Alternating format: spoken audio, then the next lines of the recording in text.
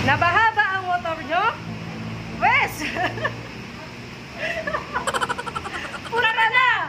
Punta na sa Desmark, Valenzuela! Kung saan? Handang sa Mervisyo, mga mekanikong, mga gwapo! Yun!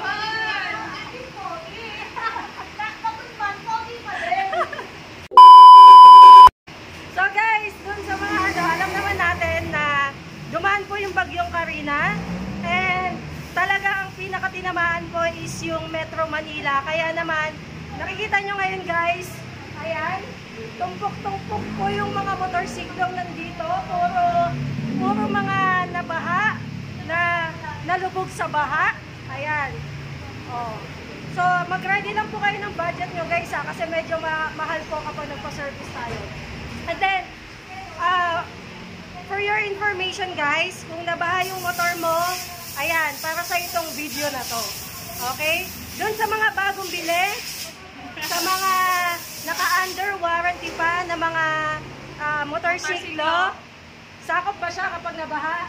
Hindi po siya sakop kapag nabaha, kahit under warranty pa din po yung motorsiklo natin. Bakit naman? Bago lang yung motor ko! Hindi, syempre kasi unang-una, ano po siya, cause po siya ng baha. Acts of God. Oo, yun. Kaya hindi po talaga siya sakop. Tapos yung mga matatamaan po nun ay posible pong lahat po ay consumable parts. Okay. Yun, kaya hindi talaga siya makikater ng warranty. So in short, basta acts of God po, nabaha, nalindol, na tsunami, and whatsoever, hindi sakop ng warranty. Kaya guys, kung ipapagawa niyo yung motor ninyo, Maghahanda talaga natin. ready talaga kayo ng pera. Kasi para pagpunta nyo sa dealer, hindi na kayo talaga magugulat na, sir, ito pala gagastusin natin. Usually, yung mga nagpapaservice ngayon, magkano yung estimated amount sa pagpapagawa, yung talagang nalubog sa baha. Okay, ganito. Yung mga talagang nalubog sa baha, kahapon, siguro may 4 na kaming na JO-han or natapos, nabayaran na nila. So sa labor pa lang po, umabot na po kami ng mahigit 4,000. So lahat po kasi yun, ibig sabihin, buong motor, binaklas po lahat, chinek lahat, pinalitan lahat. So sa 4,000 po na labor na yun, kung may sukli pa man, sa labor lang po. Then kayo po ang magpo-provide ng mga gagamitin. Sakit sa bulsa, buti na lang hindi ko biniyahe yung aking motor, diba? Kung hindi, yari tayo. Mukha lang na baha, pero hindi na ba. Ayan. So, ang mekaniko po namin dito ay 3. Lahat po to ay masisipag. Ayan. So, kung mapapansin po ninyo, may pending pa tayo ditong isang ADB. Naka-ano din to? Eto guys, ano din to? Nalubog sa baha, pending. Hindi pa nagagawa. Eto din. ADB. PCX. ADB 160. Meron din tayo dito, PCX 160. Ayan, tapos mga click 125. Ayan, may bit din tayo 125 yan. Ito yung mga nabaha. So sa sobrang dami po ng nabahang motorsiklo, yung iba hindi na namin siya makater na mapaservice. Kaya kung willing to wait po kayo, mas maganda talaga. Medyo paupain nyo lang yung ilang days, tapos tsaka nyo dalhin dito. And guys, reminder lang, kung nabaha po yung motorsiklo natin, never ever po na sisindihan nyo kagad yung motor ninyo. Huwag nyo po kagad i-start, okay? Kasi possible, puro yung langis niyan po ay na po, kulay brown na. Tapos yung gas nyo, nahaluan na din ng baha.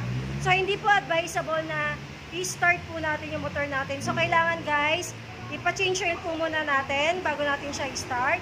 And then, the rest po, mas maganda ma-diagnose talaga ng mekaniko para at least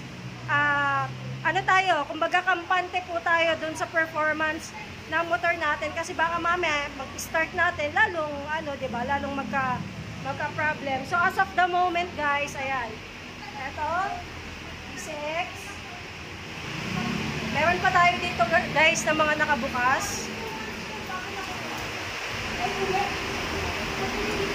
Mga na talaga to, bukas. Ito PCX din to guys. Ito click Click. Click version 3 guys. Ayan, click version 3. Ayan. Isa sa mga masisipag at gwapo nating mekaniko, ayan, si Sir Mike. Tapos, nandito din po si Sir Patrick. Ayan. And then, ang master ng mga pogi. si Master Felix. Ayan. So, ayan guys. So, yung mga nagpaplano po na magpa-service, kailangan po mahaba yung pasensya natin. Kasi pag hindi po mahaba yung pasensya nyo, ayan, i-exceed din po yung pasensya ng mga gumagawa. So, kailangan mahaba po yung pasensya kasi matagal po gawin ang ating po mga motorsiklo. So, ang mahalaga po, ligtas po tayo, ligtas ang bawat isa. Ayun, nakita po yung mga hugasan nyo.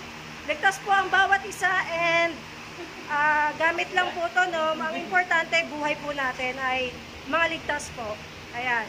So, yun lang naman guys. And ayan. Ayan nga pala ang aming service advisor. Kapit lang po kayo sa kanya kung may problem po. And yun lang guys. Hopefully may natutunan kayo kahit konti lang. Ayan. Bye!